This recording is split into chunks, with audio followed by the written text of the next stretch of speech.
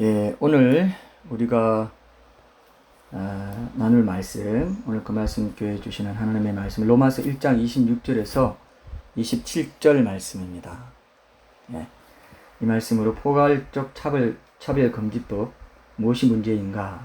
라는 제목으로 하나님 말씀을 나누도록 하겠습니다. 제가 읽겠습니다. 로마서 1장 26절에서 27절 말씀입니다. 이 때문에 하나님께서 그들을 부끄러운 욕심에 내버려 두셨으니 곧 그들의 여자들도 순리대로 쓸 것을 바꾸어 영리로 쓰며 그와 같이 남자들도 순리대로 여자 쓰기를 버리고 서로 향하여 음욕이 불릴 듯하며 남자가 남자와 더불어 부끄러운 일을 향하여 그들의 그릇됨에 상당한 보응을 그들 자신이 받았느니라. 아멘. 오늘은 이제 지금 교계에서 지난 6월 29일에 정의당 의원들을 중심으로 해서 국회에 상정된 이 포괄적 차별금지법, 이게 2007년부터 계속해서 상정이 되어 왔는데 번번이 무산이 됐습니다. 기독교인들도 반대하고 이 법안이 갖고 있는 그 문제가 여러 가지 자유를 제약한다는 것 때문에 무산이 되어 왔는데, 지난 2017년 유엔에서도 이 법을 제정하라고 우리나라에 이제 권고해오면서, 이게 지금 전 세계적인 현상인데 너희들이 OECD에 참여하고 있고 상당히 비중 있는 국가로서는 이걸 안 하는 데가 없는데 왜 한국은 이걸 아직도 차별금지법 못하고 있냐. 이게 유엔에서 이런 게 어떤 아젠다가 있기 때문에요. 유엔 차원에서 이렇게 진행되고 있기 때문에 앞으로 기독교인들에게는 큰 핍박이나 고난이 예상되는 사실 문제예요. 이게 우리나라 안에서만 다 해결되면 되는 게 아닌 그런 문제가 돼 있습니다. 그래서 유엔에서도 이걸 권고하면서 지난 2020년 6월 29일에 정의당 의원을 중심으로 더불어민주당도 있고 열린민주당도 있고 몇 명 해서 한 10명 정도가 이거를 정식으로 법안을 이제 상정을 한 겁니다. 그래서 이번에는 반드시 올해 안에 꼭 통과시키겠다. 이렇게 지금 아주 강하게 나오고 있어요. 그래서 지금 교계도 대대적인 반대를 하고 있는데, 문제는 지금 예전에는 그래도 교계에서 반대하면 이제 영향력이 있었거든요. 근데 지금 코로나 사태 이런 문제로 언론을 통해 가지고 교회가 사회에 굉장히 안 좋게 비치도록 만들어져 있는 그런 상황이기 때문에 상당히 불리해졌어요. 그래서 이런 상황 가운데서 이제 지금 교계에서 포괄적 차별금지법 반대 운동을 조직적으로 전개하고 있는 그 단체들에서 이번 주일에, 그러니까 8월 30일 주일에 전국 교회에서 차별금지법 반대와 관련해 설교를 나누는 것으로 이 운동에 동참해달라, 이런 부탁이 이제 있었던 겁니다. 우리 교회에서도 카톡방에서 나눠졌죠. 그래서 우리 교회도 오늘과 다음 주일에 걸쳐서 이 주제를 성경적으로나 현실적으로 한번 살펴보고 분명한 경각심을 갖고 기도하면서 이제 교계와 함께 이 문제에 대처해 나가는 그런 발걸음을, 우리도 그 발걸음 동참해야 된다 하는 생각으로 이 말씀을 나누려고 합니다. 포괄적 차별금지법 자체에 대한 이 논의는 워낙 광범위하기 때문에 그런 부분들을 세세하게 다 들여다보기는 어렵습니다. 이제 오늘 본문 말씀 중심으로, 본문 말씀에 오늘은 전반부를 중심으로 해서 이제 그 차별금지법 자체의 문제점들 좀 보고요. 다음 주일에는 후반부를 중심으로 해서 이제 이 법이 통과될 때 구체적으로 우리 일상의 삶의 현장에 어떤 문제들이 아주 구체적으로 생기는가. 아주 구체적으로 생깁니다. 이거는 우리 자녀를 교육하는 면에서도 그렇고, 여러 면에서 기독교 진리 자체를 설파하는 거, 전달하는 것 자체가 막힐 수 있는, 그래서 목회자들은 그렇게 말해요. 교회에 존망이 달려있다. 이렇게까지 말합니다. 그래서 지금 코로나로도 지금 힘든 데다가 오히려 그 힘드는 것을 이용해가지고 이걸 통과시킬 가능성도 있는 아주 미묘한 그런 때를 보내고 있기 때문에 이거 놓고 지금 우리가 굉장히 기도하고 또 각성을 해야 됩니다. 정말로 각성하지 않으면 오히려 이렇게 기도하는 것을 통해서 우리가 영적으로 깨어 있을 수가 있어요. 또 이 마지막 때의 징조들의 하나에 속하거든요. 이 동성애 문제는. 그래서 오히려 이런 것에 깨어 있을수록 영적으로도 깨어 있게 되는 영적인 유익이 있습니다. 그렇기 때문에 저도 이게 설교로도 충분히 다룰 만하고 또 영적 각성에 영적인 성숙에 또 도전도 되겠다 해서 저도 그 운동에 호응한다는 입장에서 우리 교회도 함께 참여한다는 입장에서 이렇게 2주일에 걸쳐서 나누려고 합니다. 자, 오늘 영상은 대표적으로 그 동성애자에 대한 차별을 금지하는 법, 그러니까 포괄적인 차별금지법 같은 이런 법이 이미 시행되고 있는 유럽이나 북미에 있는 나라들에서 기독교인들에게 일어나는 이 법이 시행됨으로 인해서 기독교인들이 일어나는 몇몇 사례들을 구체적으로 보여주고 있죠. 거리에서 동성애 반대 설교를 한 목회자가 또 현장에서 경찰에 체포되는 거, 이런 장면도 우리가 봤고요. 그 다음에 아동들의 최선의 유익은 남자 아빠와 여자 엄마에 의해서 양육되는 것이다. 이렇게 발언한 판사를 징계를 시켜가지고 한동안 법정에 나서지도 못하게, 판사로서 역할을 하지 못하게 징계를 내렸다. 이런 경우도 지금 분명히 보셨죠, 그죠? 이거는 가짜뉴스가 아니지 않습니까? 실제로 그분들이 나와서 얘기를 한 내용이니까요. 그래서 요즘은 동성결혼이 합법화된 미국에서는 이제 he라든지 she라든지 그라든지 그녀라는 이런 양성 있잖아요. 남자와 여자 딱 양성을 지칭해서 대표해서 얘기하는 이런 대명사, 이거에 더해가지고 성중립 인칭 대명사가 나왔어요. Z-E, G 이런 식으로 she, G, he, she, G 이런 식으로 사용하자는 분위기가 생겼고 성중립 화장실까지 등장했습니다. 이제 세 군데가 생길 판입니다. 그리고 유럽에서는 동성 커플이 대리모를 사용해서 아이를 낳는 이런 일이 생기고 엄마 아빠 호칭을 금지시켰습니다. 그래서 부모 1, 부모 2, parent 1, parent 1, parent 2 이런 식으로 이렇게 불러라고 하고요. 학교 교육에서는 인간이 남성과 여성으로 구성되어 있다는 내용을 가르치지 못하도록 법으로 막아놨어요. 이게 보통 일이 아니죠. 남성과 여성이 만나서 결혼해서 아이를 낳고 해야 이게 번식도 되고 생식도 해서 인류 역사가 진행되어 오지 않습니까? 그죠? 이게 창조 질서인데 이거 자체를 막는 이런 흐름, 이게 배도라고 하는 겁니다. 배도.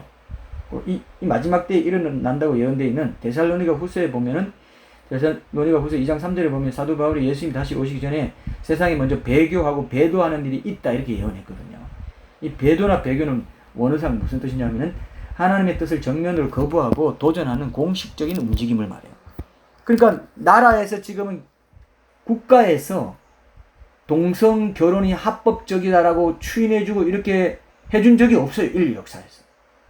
다 인류 역사상 동성애가 지금처럼 대로나 광장으로 뛰쳐나와가지고 자신을 당당히 주장한 적이 없습니다. 그냥 음지에서 몰래 자신들의 동성애 욕구를 채우는 정도로 간음하고 사는 사람들, 도둑질하고 사는 사람들, 꼭 이게 동성애가 이런 악한 죄다 이런 건 아닙니다만 자기의 어떤 성적인 서로 인격체로서 서로 마음이 맞아서 간통하는 건 간통죄 폐지까지 하면서 하는 정도니까 지금 이것도 잘못된 거죠. 명백히 잘못된 비성경적인 건데 지금 간통죄 폐지까지 났고 이제 앞으로 낙태죄 폐지까지도 가려고 하는 이게 다 배도의 흐름입니다.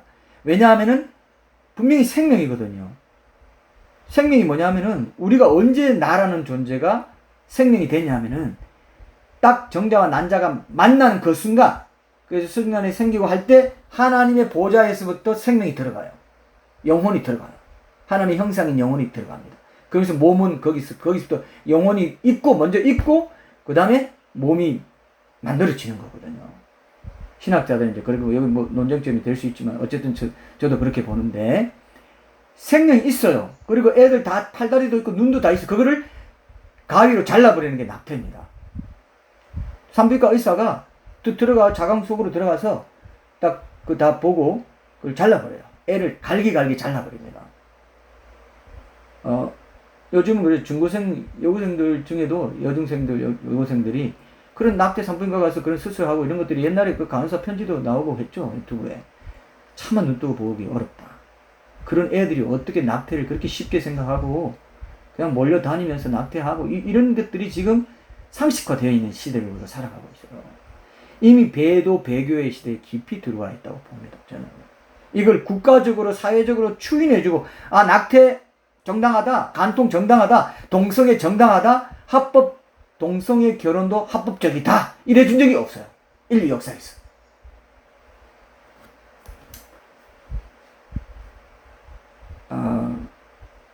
옛날 조선시대만 해도 여러분 사극 같은 데 보면 어떤 옆집 남정네랑 여편네가 남 유부녀끼리 유부남이 만약에 간통을 했다. 당장 관가에 끌려가서 큰일 납니다.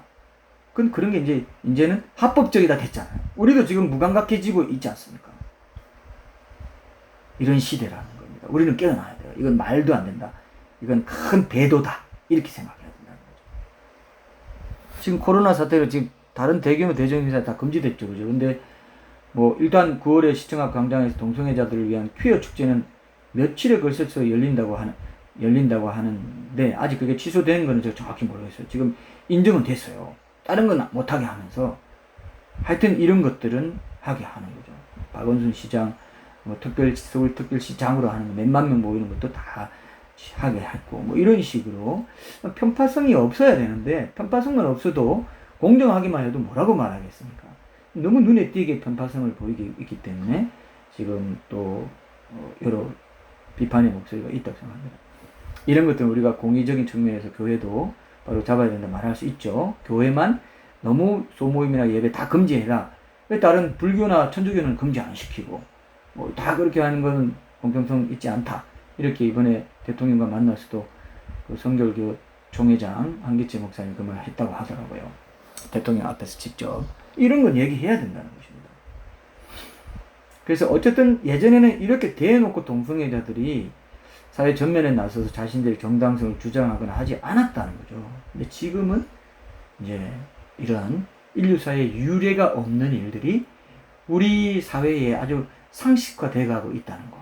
그리고 그리스도인들도 언제부터인지 모르게 어느새 무감각해지고 있다는 겁니다. 사회가 전체가 또 이렇게 가니까 우리가 또 받아들여야지. 그러니까 차별금지법을 그렇게 교회들이 반대한다고 하는데 81개 교회인가 단체에서 우리는 찬성한다 이렇게 한 겁니다. 청어람도 거기 포함되고, 청어람은 어딥니까? 김도호 목사님이 노부터 숭의교 그쪽에서 만든 거거든요. 처음에 만들기를. 그러니까 복음주의의 핵심에 속하는 그런 곳이라고 생각해온 청어람 같은 데서 그런 아주 진보적이고 좌파적인 그런 색깔이 강한 단체들에서 발표한 거를 그대로 NCSK라든지 이런 데서 그대로 따라 했다는 거죠. 우리가 예전에 양과 염소를 나눌 때 left wing, right wing 좌편에 왼쪽에 있는 자들은 염소고 오른쪽에 있는 자는 양이다 할 때 이게 신학자들 간에도 이런 얘기가 있습니다. 실제로 교회 안에도 이런 전통이 있어요. 미국에도 그런 게 있고요. 우파적인 것이 어떻든 기독교적인 것에 가까운 이런 보수적인 그게 참 많아요. 동성애도 반대하고 낙태 반대 다 이게 다 우파에서 해온 건데 우파는 자유를 중시하죠. 좌파는 평등을 중시하죠. 그래서 차별금지법이 평등을 중시하기 때문에 남녀 차별 금지해라. 남녀 차별 금지해라. 이것만 해도 좋아요. 오늘 제가 우리 살펴볼 거는 남녀 차별이 아니에요. 이제는 남녀 차별 금지하는 거 누가 반대합니까? 남녀 차별 금지는 성경에도 차별 금지하라고 되어 있어요. 차별 금지하는 거 좋죠. 그래서 사람들이 언론에는 어떻게 비치냐면은 차별금지법 반대한다고 교회가 막 일을 쓰고 이런 걸 보도하면서 아니 차별을 부당하게 차별당하는 성소수자든지 무슨 어떤 형태로든지 장애든지 이거 다 차별 금지해야 되는데 저 교회는 자기들 교리만 우선해가지고 이 차별을 금지하는 이 좋은 거를 반대한다 이런 식으로 언론이 보도하고 있어요. 지금 언론도 상당히 많이 이런 쪽으로 장악돼 가고 있는 상황이기 때문에 언론도 지금 엄청나게 코로나로도 엄청나게 편파 보도하고 있습니다. 여러분 잘 보세요. 잘 보시면 어떤 한 면만 보도해요. 다른 면은 보도하지 않습니다. 저는 요즘 들어서 더 그걸 확연하게 많이 느끼고 있는데요. 차별금지법도 마찬가지예요. 차별금지법도 아니 차별을 금지하고 평등하게 하자는데 왜 반대하냐 하면서 이런 여론을 몰아가지고 결국 차별금지법 통과시키려는 지금 사전 정지 작업을 여론을 통해서도 하고 있다고 봐야 됩니다.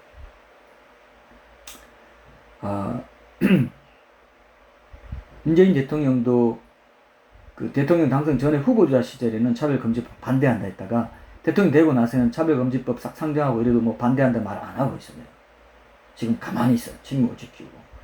그러면서 이번에 교단장들 만났을 때 그젠가요? 그때는 차별금지법이 기독교 종교에 그다지 직접적으로 뭐 이렇게 해가 되지 않을 정도로 될 거니까 걱정하지 마라. 이런 식으로 아주 돌려서 말했어요. 그게 뭐가 있습니다. 차별금지법 하긴 할 거다. 이 얘기가 있더라고요. 저는 뉴스에서 그 표현만 봤는데 뭐 설교하는 거 직접 안 해봤나. 교회 안에서만 해라.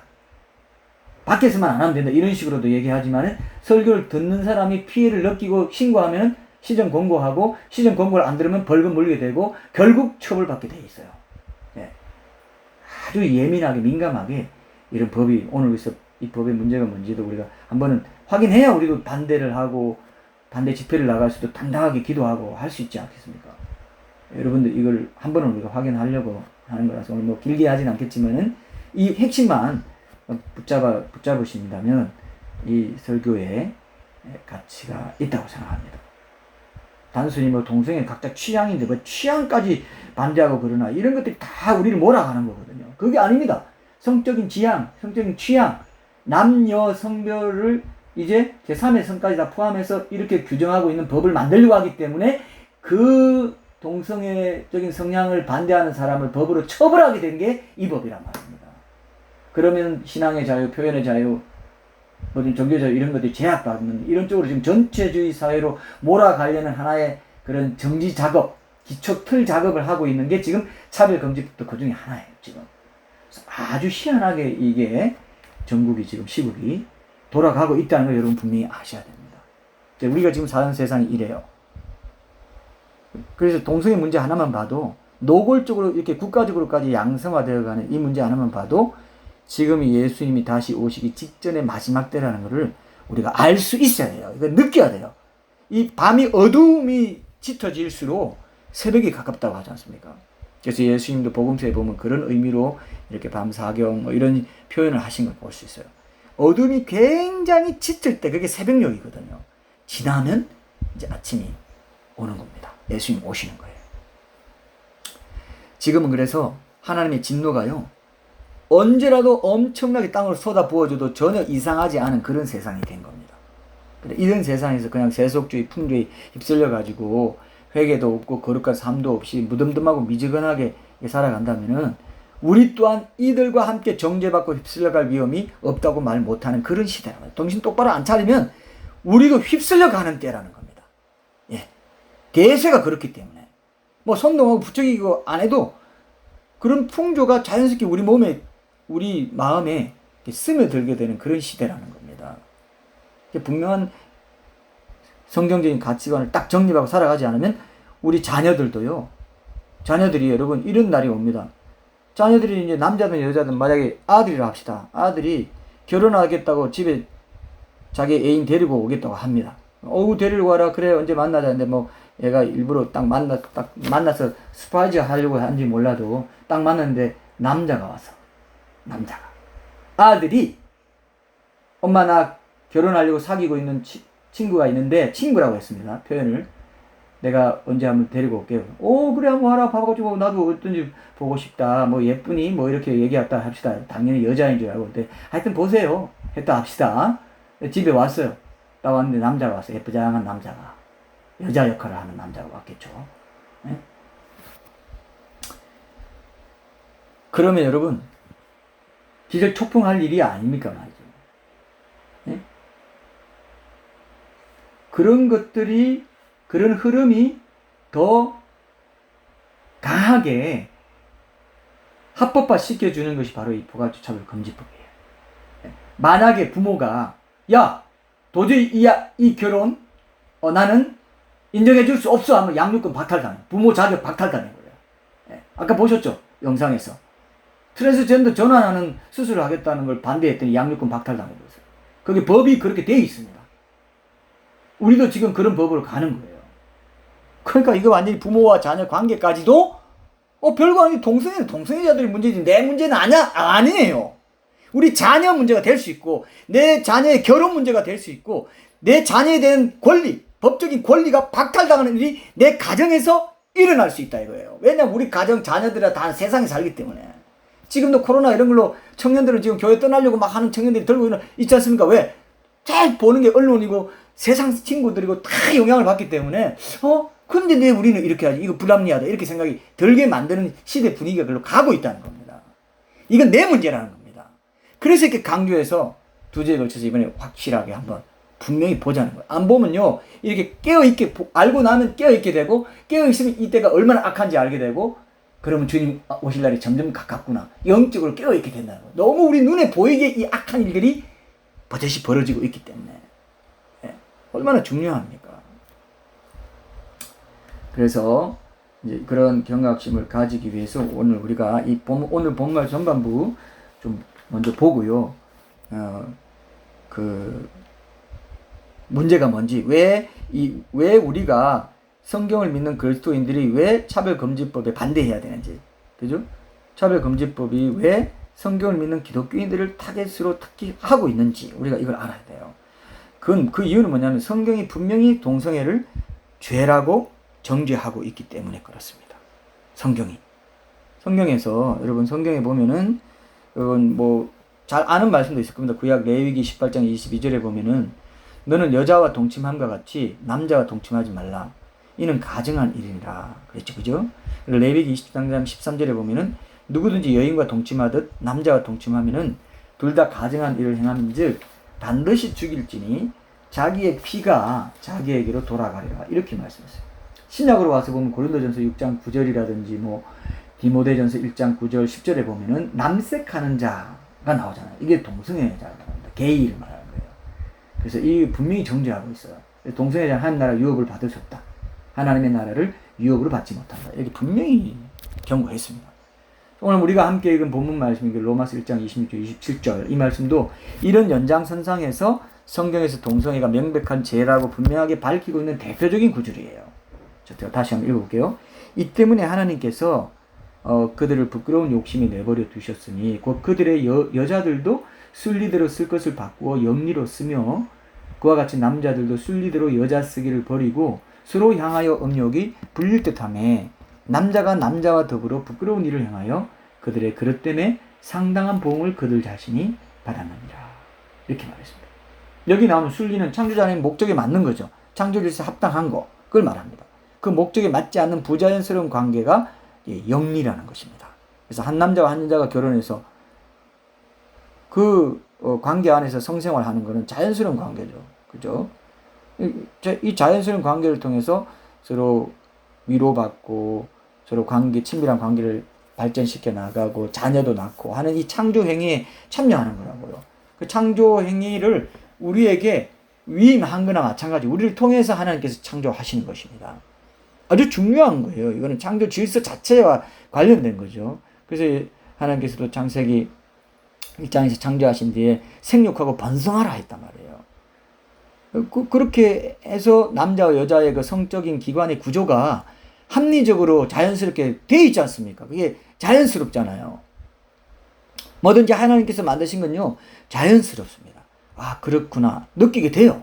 근데 부자연스럽게 뭐 학문으로 뭔 그런 관계를 갖고 이렇게 했다가는요, 나중에요.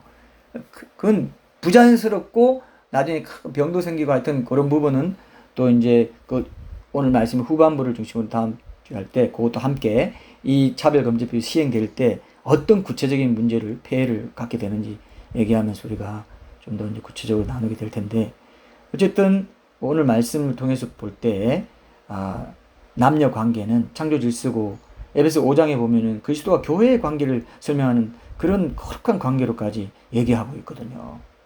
이 세상이 존재하는 목적은 뭐냐면은 남자로 그 대표되는 예수님과 여자로 대표되는 교회 신부의 결혼식, 혼인식을 위해서 지금 진행되고 있다고. 남자와 여자라는 것은 아주 영적인 법칙으로까지 우리가 생각할 수 있는, 볼 수 있는 내용이거든요. 그래서 부부 관계는 영적인 관계입니다.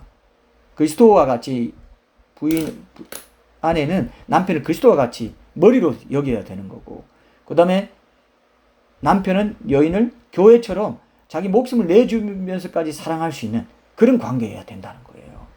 이 관계가 있을 때 그 부부는 성경적인 부부가 되는 거고, 창조 질서 그대로 순종하는 부부가 됩니다. 그렇지 않고 지금 뭐 페미니즘이다 뭐다 여자의 뭐 인권 하면서 해가지고 남편을 여자가 막 그런 막 쥐고 흔들고 막 이런 가정 많잖아요. 그 보면은 요즘 그런 가정 많습니다. 그거 다 성경적이지 않다. 하나님이 죄라고 하시는 거예요. 창조 질서를 역행한다. 아주 심각하게 보이는 죄예요, 사실은. 그러니까 우리가 영적으로 깨어있고 성령 충만하면은 이걸 알게 해주십니다. 아, 그렇구나. 질서대로 내가 해야 돼. 이게 아주 중요한 거예요, 사실. 그래서 남자와 여자라는 이 양성, 이거를 남녀 차별 금지한다. 이러면 우리가 전적으로 환영하죠. 남녀 차별 금지하는 거는, 차별하는 거는 성경적이지 않거든요. 성경에서 에베소스나 이런 데서 당시만 해도 여자를 차별하고 노예처럼 여기고 막 어떤 자기 소유물처럼 여기는 그런 시대였습니다. 근데 어떻게 말하는지 아세요? 남자나 여자나 차별이 없다 그래요. 그리스도 안에서. 그건 혁명적인 선언이에요. 사실은 사도 바울 잡아가지고 진짜로 아는 사람들은, 야, 너 지금 여자를 이렇게 똑같다고 말하는 게 이게 말이 되냐? 그때 이미 차별금지법 만들었어. 성경은 이미 1세기 때 차별금지법 선포했어요. 남녀 차별하지 말라고. 근데 지금 이 법이 갖고 있는 폐해가 이제 여기서 나타나는 거죠. 오늘 그거 하나만 딱 확인하면 오늘 설교는 핵심을 확인한 겁니다. 그래서 이 순리가 바꿔져서 여자가 여자로 더불어 오늘 본문에 보면 또 음행을 행하고 남자가 남자로 더불어 성관계를 가져서 부끄럽고 부자연스러운 죄를 짓고 있다. 이 얘기를 하고 있죠. 그죠? 이게 이제 문제가 된다는 겁니다. 이게 교회 안에서 동성애를 허용하는 사람들 중에는 이렇게 이 말씀을 아주 교묘하게 바꿔요. 뭐 퀴어 신학자라든지 뭐 퀴어 신학이 다 동성애가 성경적이다. 성경에 보면 동성애에 대한 그런 인정하는 말씀이 있다. 이런 식으로 합니다. 뭐 백부장이 와가지고 내 하인이 지금 병들었는데 해주십시오. 그게 원래는 옛날엔 그 로마 시대에는 그 백부장이나 이렇게 고위 관료와 함께 노예 출신의 미소년 있죠. 미소년. 그 동성애 파트너로 이렇게 두고 있는 그런 경우가 많았거든요. 그러니까 성경에 나오는 이 백부장과 하인, 이것도 동성애 관계다. 뭐 이런 식으로 막 얘기합니다. 여러 가지를 얘기해요. 그런 예들도 제가 예전에 한번 그런 예를 들어드린 적이 있어요. 다른 측면에서 이 동성애를 볼 때.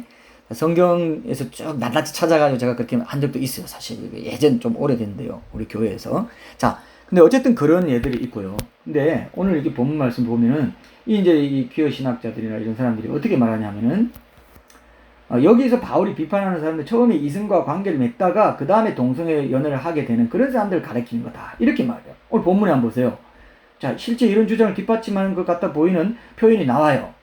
26절 하반절과 20절 전반절 한번 보세요. 그들의 여자들도 순리대로 쓸 것을 바꾸어 이렇게 했어요.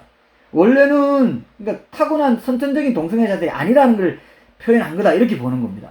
여자들이 원래 순리대로 남자랑 그런 부부관계로 성관계로 갔다가 바꾸어서 영리로 썼다.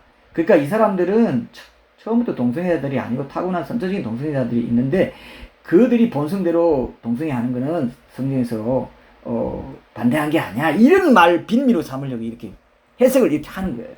그리고 27절에 보면 그와 같이 남자들도 순리대로 여자 서기를 버리고, 중도에 버리고, 여자 서기를 버리고, 그리고 여자 서기를 해놓고 순리대로 하다가 중도에 버리고, 또 바꾸어 버리고, 이런 표현을 이제 물고 늘어지는 겁니다.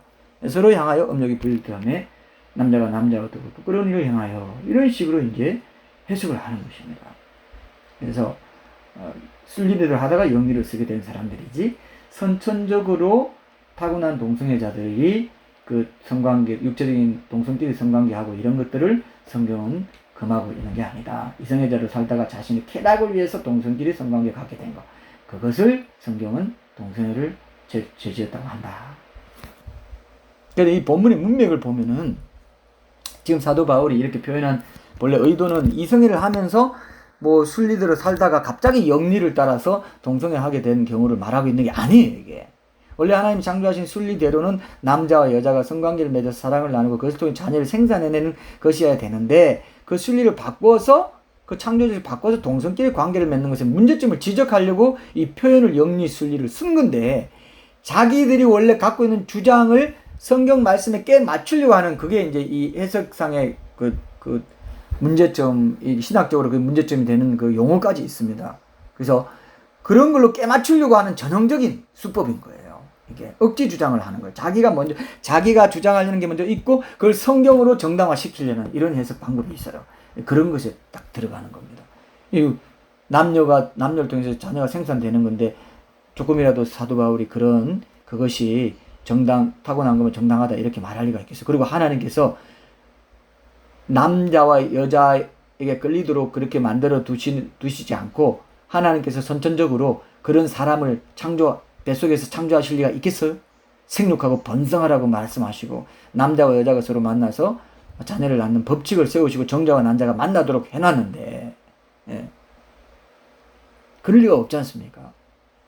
지금 또 과학적으로도요, 뭐 염색체나 호르몬, 뇌 구조의 이상 같은 이런 걸 이유로 해서 동성애가 선천적일 수 있다는 주장들이 과학적 근거가 없는 것으로 이미 밝혀졌어요.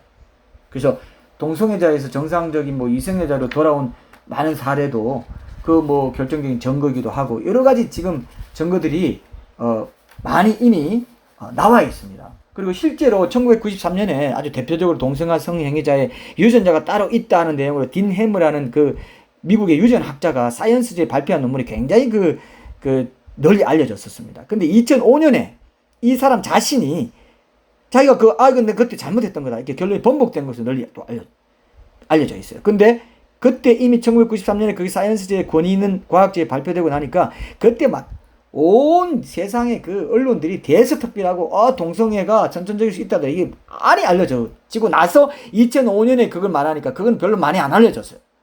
언론이 많이 다루지도 않아서. 그리고 그 안에서 그냥 동성애자들 정치적으로 막 하면서 이게 선천적이다. 그래서 어떤 교회 목사들 중에도 이런 식으로 발언했다가 나중에 곤란해지고 한 사람도 있습니다.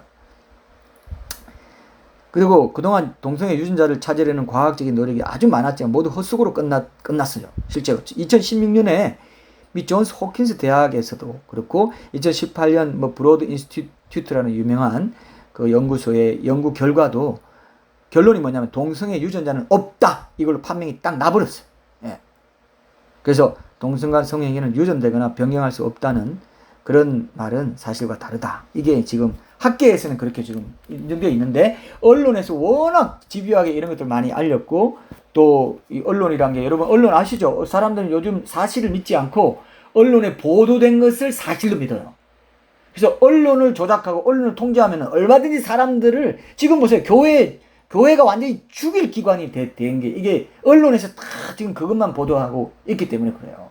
좀 균형 있게 보도하려는 언론도 있습니다. 보면 보수 쪽이나 이런 쪽에 보면 이것도 이런 문제도 있다, 정부가 이런 것들은 안 밝히고 이것만 했다, 이런 식으로 지금 나오고 있죠. 이걸 우리 그리스도인이 지금 이때는 특히 더 양쪽을 다 보는 그런 의식적으로 양쪽을 보려는 생각을 가져야 됩니다. 안 그러면 언론에 확 휩쓸려가지고 그리스도인도 엉뚱한 생각하고 같이 교회 욕하기만 하고, 교회 잘못된 거 있죠, 부주의한 거 있죠, 교회가 비판받아야 될 거 있습니다. 그러나 억울하게 당하는 것도 있다, 같이 얘기해줘야 돼.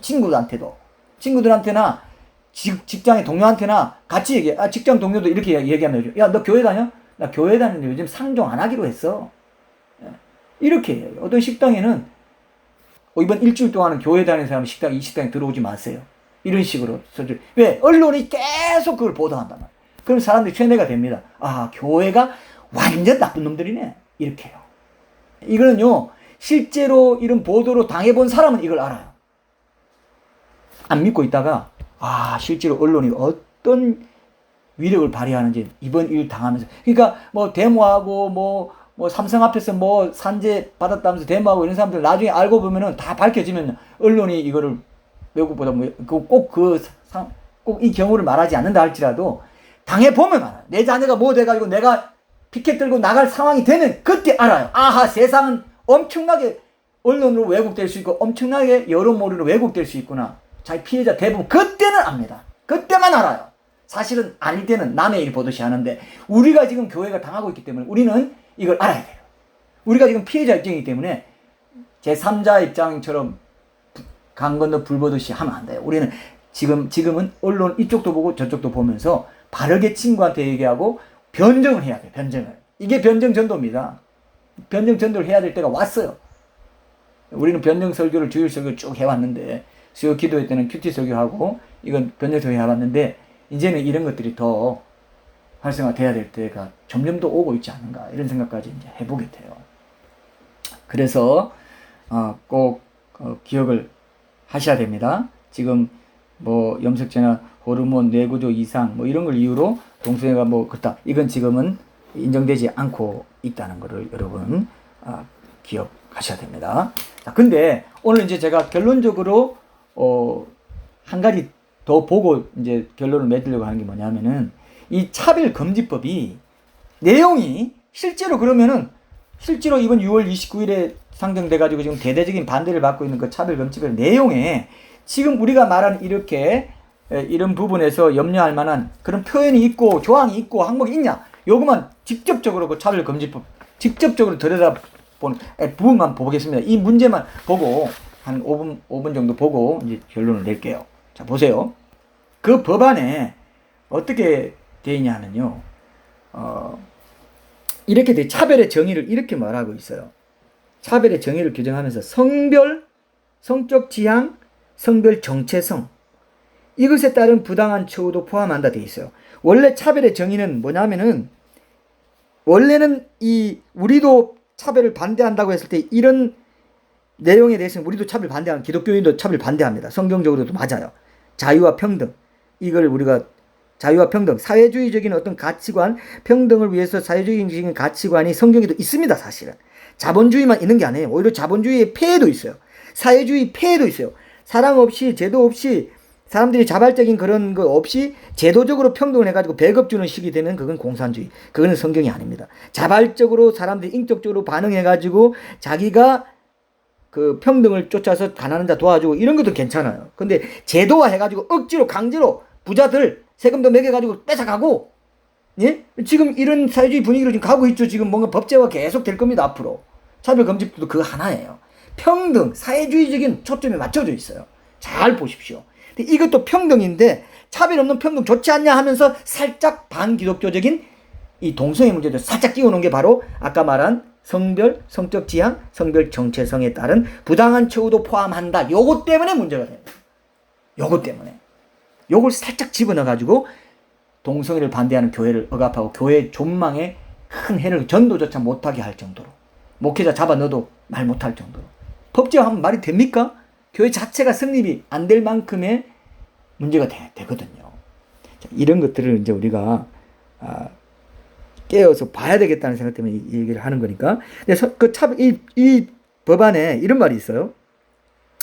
합리적인 이 차별을 정의한 거 여기까지 좋아요. 합리적인 이유 없이 성별, 장애, 나이, 언어, 출신 국가, 출신 민족 맞습니다. 그죠? 출신과 출신민족 때문에 하면 안 되는 거 우리가 인정하죠. 나름대로. 근데 이제 뭐 다문화 이런 거 인정하면서 너무 평등하게 해서 이제 내국인이 오히려 손해보고 그런 외국인들을 더 해가지고 문제되는 것도 있어요. 이거 잘 봐야 되는 거거든요. 이런 것도. 종교에 대해서도 차별하지 말라 이런 말도 있는데 사실 이것도 문제가 돼요. 그럼 우리가 이단에 대해서 그죠? 신천지 막 공개적으로 비판하면 안 되게 됩니다. 그것도 종교의 문제가 돼요. 이슬람 문제가 있고 이슬람이 뭐 어떻다 뭐 이런 식으로 얘기하는 것이 제약받는 이런 문제 생기게 돼요. 이런 게 다 들어가 있습니다. 근데 인종, 국적, 피부색, 출신 지역, 용모 등 신체 조건, 혼인 여부, 독신이냐? 뭐 결혼해서 독신이라 하면 좀 조금 뭐 부족하게 본다든지 이것도 안 돼. 이건 몰라. 그래서 뭐 고용이나 교육이나 교육의 혜택이나 교육의 기회 이런 거 다 차별하면 안 된다. 이거 좋은 거 있습니다. 분명히 여기 보면은 혼인 여부에 따라 또는 임신 또는 출산 그런 것에 따라 또 어떤 차별받지 않는 것 괜찮아요. 가족 및 가구의 형태나 1인 가구라고 해서 차별받고 이런 거 아니라는 거죠. 그 형태나 상황 그리고 종교, 사상 또는 정치적인 의견 형의 효력이 실효된 전과자다 하는 낙인도 이제 전과 그런 것들을 없애버리고 말간줄 이거 없애버리고 뭐 이런 내용들을 뭐 필요한 일이죠. 어떻게 보면. 그리고 나서 그 다음에 나와요. 성적 지향, 성별 정체성, 그리고 학력, 고용 형태, 병력 또는 건강 상태, 사회적 신분 등을 이유로 특정 개인이나 집단을 분리, 구별, 제한, 배제, 거부하거나 불리하게 대우하는 모든 행위, 이것이 차별이다. 그래서 포괄적인 차별금지법이에요. 그래서 이런 모든 포괄적인 이 차별하는 행위에 대해서 우리는 금지하는 법안을 우리가 만들었다, 이 얘기예요. 근데 여기 들어가 있는 게 뭡니까? 성적 지향과 성별 정체성, 그리고 성별, 아까 성별인데 양성, 우리가 전통적인 가치, 기독교적인 가치관을 받들 양성, 남성과 여성 차별하지 않는다, 이건 괜찮아요. 근데 양성이라고 하지 않고 뭐라고 해놓은지 아세요? 이 성별을 정의해놨습니다. 이 법안에서. 성별이 뭐냐? 여성과 남성 그 외에, 그리고 여성과 남성 그리고 그 외에 분류할 수 없는 성, 이렇게 해놨어요. 분류할 수 없는, 이 법안 실제적인 내용입니다. 이거는 법안 자체가 분명히 이렇게 해놨어요. 우리가 이렇게 설교한 것에 대해서 토를 달 수 없어요. 실제로 법안이 그렇게 되어 있기 때문에. 그렇게 규정하면서 남녀 중에 그 어느 한쪽으로 규정할 수 없는 제3의 성을 법적으로 인정하는 내용을 딱 담아놨다, 이거예요. 그래서 신체적인 특성, 성기관이 다르고 신체적인 특성이 딱 구별되는 거기 특성에 기반한 이 태생적이고도 나름대로 뭐 어떻게 보면 딱 이분법적이죠. 성별 개념, 그거는 이분법적인 성별 개념, 그거 이분법적이다, 이런 식으로 하면서 성별 개념도 이분법적으로만 그렇게 융통성 있게 보면 안 돼. 젠더라고 해가지고 31개 젠더가 있어. 그 페이스북에도 보면 여러분 잘 그 보시면요, 성을 얘기할 때 남녀만 있지 않습니다. 이제 중간성 뭐 이런 그런 성이 다 나와요. 젠더 개념이라고 합니다. 젠더 이데올로기라고도 하는데요. 이런 식으로 이제 유엔에서도 이걸 장려하고 있고, 이걸 안 하는 국가에는 이제 손해를 끼치는 어떤 이런 것도 지금 자꾸 아젠다를 만들어가고 있기 때문에 아주 조직적으로 구조적으로 지금 교회가 사면 초과로 갈 수 있는, 그래서 오히려 이것 때문에 옥석이 가려질 수 있어요. 알곡은 지키고 가라지는 아이고 내가 세상에 살면서 교회 다닌다는 것 때문에 핍박 갖는 거, 아유 나 싫어, 아유 성가셔 하고 뛰쳐나갈 수도 있어요. 옥석이 가려지는 효과도 있을 겁니다.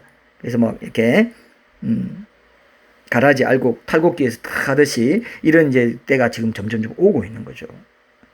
그리고 성적 지향은 이 법에서 뭐라고 말했냐 하면요, 성적 지향은 이성애, 동성애, 양성애, 남자도 사랑하고 여자도 사랑하고, 남자도 성관계 갖고 여자도 성관계, 이런 사람 있어요. 청년들 중에도 있고 다 있습니다. 이거 재미로 하는 거예요. 자기 쾌락이 있으니까 새롭다 하니까 하는 거, 이런 것들이 많이 있어요. 지금 이성애, 동성애, 양성애 등 감정적으로나 호의적으로나 성적으로 깊이 이끌릴 수 있고 친밀하고 성적인 관계를 맺거나 맺지 않을 수 있는 개인의 가능성, 이게 성적 지향이다. 이렇게 해도 되고 안 해도 되는데 그런 가능성을 인정해주는 성적 지향을 갖고 차별하지 마. 그럼 어떻게 돼요? 양성이 하는 사람, 동성이 하는 사람 잘못됐다고 말하면은 법으로 규정되어 있기 때문에 그 사람은 불법이 돼버리는 거예요. 감옥에 가야 된다는 거예요. 벌금을 내든지. 예. 그리고 성별 정체성은 어떻게 규정했냐면, 이 법안에 성별 정체성이란 것은 자신의 성별에 관한 인식 혹은 표현을 말하며 나는 남성이야, 나는 여성이야, 남성이 되든 난 여성이야, 여성이 되든 난 남성이야, 이렇게 인식하고 표현하는 것이 성별 정체성이라는 겁니다. 난 남자인데 여자라고 나는 생각해. 그렇게 표현하면 남자인데 여자 화장실 들어갈 수 있다는 얘기예요. 여자 탈의실 들어갈 수 있다는 거예요. 뭐 이런 식이 되는 그런 개념을 허용하는 거, 법적으로. 그래서 자신이 인지하는 성과 타인이 인지하는 성이 일치하거나 불일치하는 상황을 모두 포함한다. 그래서 이런 개념 규정에 입각해서 교육이나 행정이나 입법 등 각 영역에서 준수할 사항도 같이 규정해 나간다. 이런 식으로 해요. 그래서 교육이나 고용이나 뭐 모든 면에서 이거 차별하면은 이제 잡아가겠다 이겁니다. 여러분, 보통 문제가 아니죠. 그죠? 오늘 결론적으로 우리가 말할 수 있는 건 뭐냐면요, 아까 말한 대로 이 차별하지 마라 했을 때 뭐가 차별이 안 되냐면 타고난 거, 실제로 타고난 거 있죠. 뭐 출신 민족이라든지 뭐 성적으로 내가 남자로 타고났다. 그죠? 이런 것들은 우리가 차별해서는 안 되는 겁니다. 근데 보세요. 내가 자유의지를 가지고 선택할 수 있고 해도 되고 안 해도 되는데 거기에 대한 사람들의 도덕적인 판단이 갈리는 거, 윤리적인지 비윤리적인지 선인지 악인지 정의인지 불의인지 구별과 평가의 대상이 되는 논란이 될 수 있는 이런 문제를 가지고 차별하지 말라 하면은 안 된다는 거예요. 타고난 거 실제로 인간의 선택권이 없고, 그죠? 상당히 많이 제한된 그 제한되는 게 확실하고 누구나 인정할 수 있는 그런 거는 차별 금지할 때 정당한 사유가 된다는 겁니다. 인종이라든지 남녀라든지 민족이라든지 장애라든지 이건 선택권이 없지 않습니까? 차별 금지가 정당화 된다는 거죠. 이런 거는. 그죠? 근데 그렇지 않고 인간이 자유의지로 택할 수 있는, 그리고 종교나 사상, 사회적 신분 이런 것도 사실 선택권이 제한되거나 외부로 행동화되지 않는 내면의 양심적인 결단이나 상태를 가리키는 경우가 많기 때문에 어느 정도 인정하는 것도 있어요. 사실은 그것도. 사실 이것도 이제 문제가 되지만 가장 큰 문제는 선택권이 살아있고 자유의지를 살아있는데 자기가 동성애적인 성향을 가지고 있다고 해서 외부로 나타낼 권리가 있다라고 하면서 동성애적인 성행위를 하고 육체적인 성행위를 하면서 외적 행동을 드러내는 거, 이거를 법적으로 차별하지 말아달라. 그리고 이거를 나쁘다고 말하는 사람은 집어넣어달라. 이렇게 말하는 게 지금 성적 지향, 성별에 대한 새로운 개념 규정, 그리고 성별 정체성 이런 것들을 이 차별금지 대상에 넣어놓은 이 차별금지법의 문제가 된다는 것입니다. 여러분, 이게 아주 큰 문제가 될 수가 있어요. 업력을 품는다고 해서 그것까지 불법이라고 말하지 않죠. 근데 내면의 감정을 실제 행동을 옮겨서 성추행이나 강간을 하면은 도덕적이고 법적인 판단의 대상이 되기 때문에 우리가 비판할 수 있는 겁니다. 근데 동성애만은 성별 정체성에 대한 이런 그런 것들이 가능성이 있기 때문에 동성애만은 그러지 말아달라는 게 말이 돼요? 형평성이 맞습니까? 동성애자만은 비판하지 말아달라. 말이 안 되는 거예요, 이게 사실은. 이런 것들을 우리가 잘 봐야 된다는 겁니다.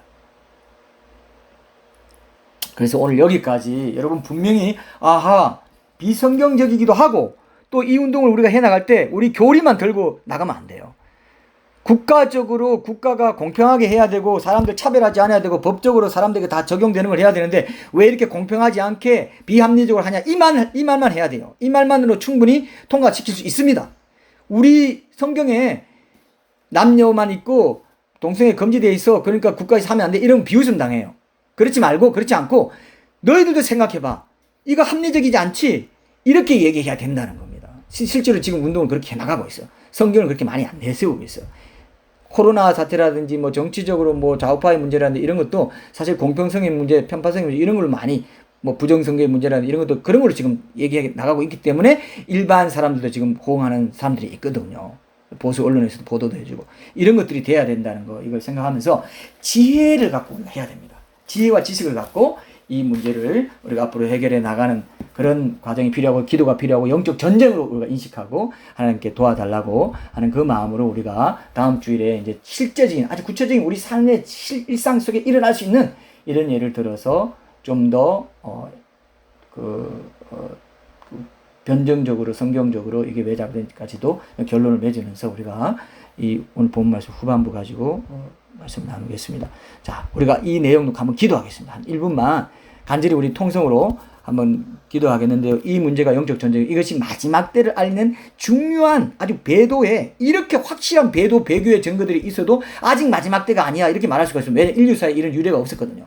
뭐 전쟁이나 기근, 지진, 뭐 전염병도 있겠고 했지만 그건 항상 있어 왔다 합시다. 그러나 예수님은요, 전에도 없었고 후에도 없는 개국 이르를 이런 환란이 없는 환란이 마지막 때에 일어난다 했거든요. 이런 것들이 이제 동시다발적으로, 옛날에는 기근 일어나면 전쟁은 없었어요.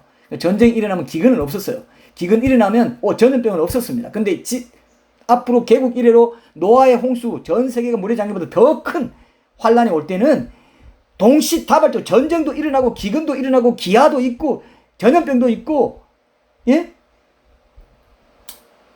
그런 시대가 온다고 생각해봐요. 그 시대가 우리 눈앞에 있어요. 그 전조들이 나타나고 있고요. 중국과 미국이 어떻게든 지금 한판 붙을 겁니다. 3차 대전 일어나고 그때 한국 전쟁이 일어난다든지 이스라엘과 중동이 난다든지 지금 불이 끓고 있는 거 여러분 안 보이십니까? 그것도 보고 전쟁의 기운도 보고 기근의 지진 정조도 보고 지진도 동시에 지진과 기근과 전염병과 전쟁이 동시에 일어나는 게 환란 때라고 보면 돼요. 정신없어요. 자살하려고 하는데 자살할 수가 없다 돼 있어요. 요한계시록 보면. 너무 괴로워가지고. 지금 이 은혜의 때를 우리가 영적 전쟁 가운데 깨어있지 않으면은 순교적으로 살 각오를 하지 않으면 그때 가서 순교해야 된다고 하지 않습니까? 이걸 상징으로 보지 마시고 딱 깨어 있으세요. 지금 보이는데도 동성애가 어처구니 없는 거구나. 네, 보이는데도 기도도 안 하고 깨어있게, 이 사람들과 내가 같이 정죄받기 싫습니다. 난 깨어있게 해주십시오. 이것도 안 하고 하면 이건 큰일 나는 거거든요. 이걸 놓고 우리가 영적 전쟁에 깨어있게 달라고 간절히 한번 기도하고 제가 마무리 기도하고 마칠게요. 기도합니다.